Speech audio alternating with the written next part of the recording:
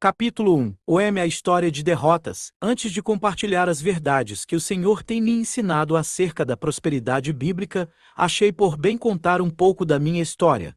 Talvez ao ler um livro como esse, você pode pensar que ele foi escrito por um grande empresário ou por um líder de um grande ministério. Mas você precisa saber quem eu sou e de onde eu vim. É importante você conhecer a minha história, pois do contrário você pode achar que as verdades contidas nesse livro não são para você. Talvez você esteja hoje em uma situação financeira tão difícil que não consegue se enxergar prosperando. Pode achar que Deus deseja prosperar certas pessoas especiais, mas não você.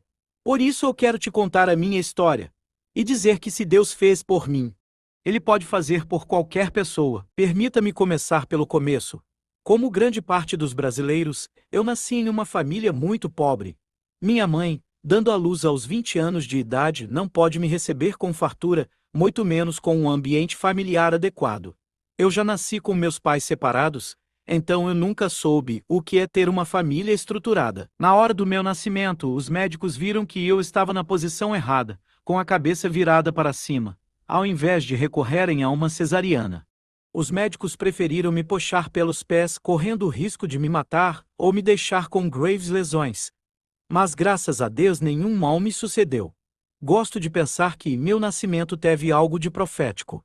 Talvez nascer de pé ao invés de nascer com a cabeça para baixo estivesse dizendo alguma coisa sobre meu futuro. Posso ter tido muitas derrotas em minha vida, mas eu sempre me levantei. Nunca me permiti estar conformado com a derrota. Sempre tive a sensação de que Deus havia me planejado para o sucesso e não para o fracasso. Esse sentimento me levou a ficar firme diante de tudo o que eu enfrentaria a partir de então. Aos 6 anos de idade, perdi meu pai para o vírus HIV. De todas as minhas dores, acredito que ter crescido sem pai foi uma das coisas que mais me afetou.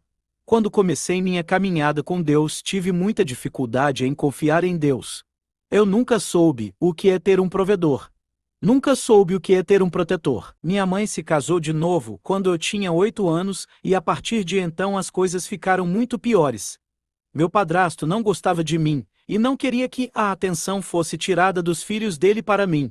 Minha mãe não tinha forças para me defender dos maus tratos, uma vez que vivia em depressão e tendo surtos psicóticos. Aos 11 anos meu padrasto me expulsou de casa e tive que ir morar em um barraco onde vivia um amigo com seus pais. Nesta época morávamos em uma favela do Rio de Janeiro chamada Nova Holanda, no Complexo da Maré. Pobreza e miséria estiveram presentes em todos os anos da minha vida. Embora meu pai tivesse me deixado uma pensão e meu padrasto trabalhasse na marinha, nada me era provido de forma significativa. Graças a Deus eu nunca passei fome. Mas me lembro de sempre ser o pior entre meus amigos. Aquele que não tinha roupas. Aquele que não tinha brinquedos, aquele que não tinha televisão. Mesmo morando em uma comunidade, via meus amigos ganhando sempre algum dinheiro dos seus pais. Eu, porém, nunca ganhava nada. Assim foi que, aos 9 anos de idade, comecei a roubar. Roubava minha mãe, meu padrasto, meus tios e iogurte e biscoito no mercado. Eu tinha tudo para crescer e me tornar um delinquente.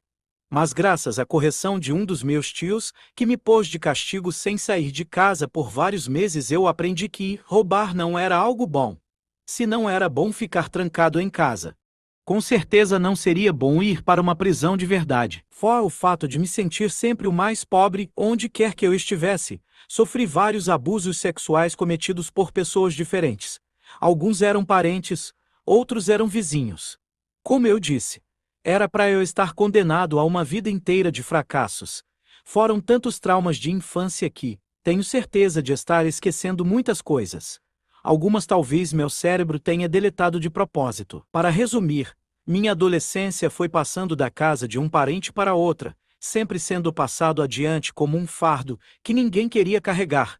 As únicas pessoas que realmente me amaram e estavam dispostas a fazer algo significativo por mim, acabaram morrendo cedo demais para poderem realmente me ajudar. Praticamente sozinho no mundo, eu tive que me virar. A falta de ter alguém por mim me levou a desenvolver um senso de independência. Eu sabia que, se não cuidasse de mim mesmo, ninguém cuidaria. Talvez esse sentimento enraizado em meu coração tenha sido o que mais me impediu de confiar em Deus para poder receber seu cuidado e provisão. Você não vai conseguir depender de Deus enquanto sente que é você o responsável por tudo. Aos 18 anos de idade, eu fui resgatado pelo Senhor Jesus. Vem para o Senhor completamente quebrado. Quebrado emocionante e também financeiramente. Lembro-me de andar pelas ruas à noite, catando restos de cigarros já usados para fumar, devido a um vício muito forte que desenvolvi. Aos 15 anos de idade, eu já precisava fumar cigarros vermelhos para satisfazer meu vício. Para você que não sabe, os cigarros vermelhos são os mais fortes. Como vivia na miséria, dependia de amigos para fumar, e quando não, catava restos no chão. Fora o vício do cigarro, tinha também o vício da pornografia. Somando os abusos que sofri, há uma adolescência mergulhada na pornografia.